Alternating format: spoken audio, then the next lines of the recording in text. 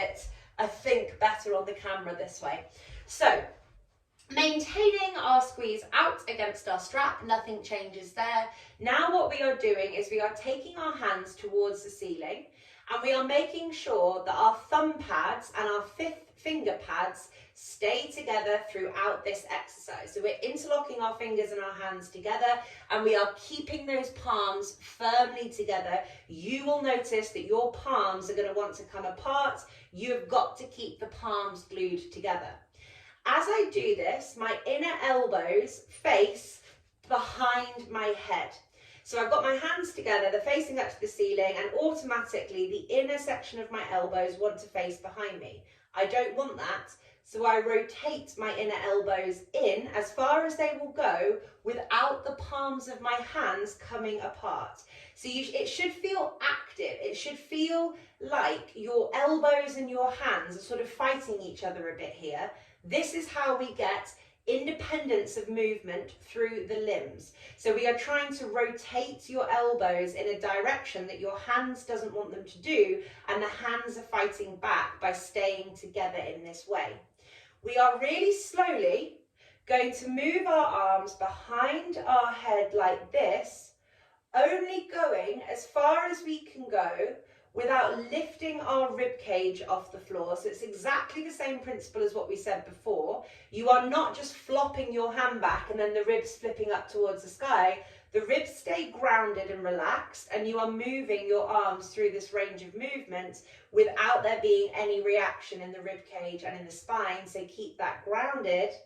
And you are also not allowing your palms to come apart, and nor are you allowing your elbows to rotate or bend, okay? So I see lots of people where they're kind of floppy in their hands, they're floppy in their elbows, and they're just chucking their hands back behind them.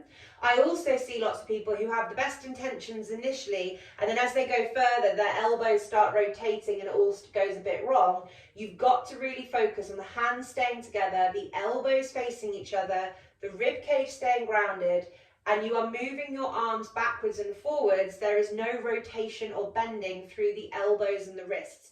Your elbows and wrists are going to try desperately hard to compensate here, but you've got to try and switch off those compensations. It does not matter if you do not touch the floor behind you. You need to work within a range of movement where you are moving functionally and not compensating with your breath, your rib cage flaring, or stuff going wrong through your elbows and your wrists.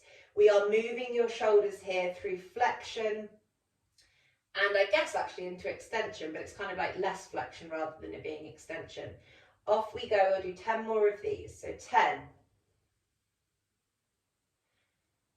9,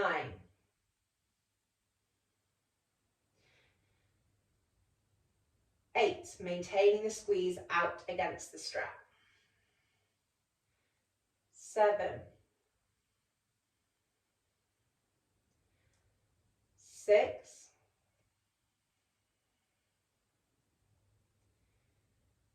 5, 4,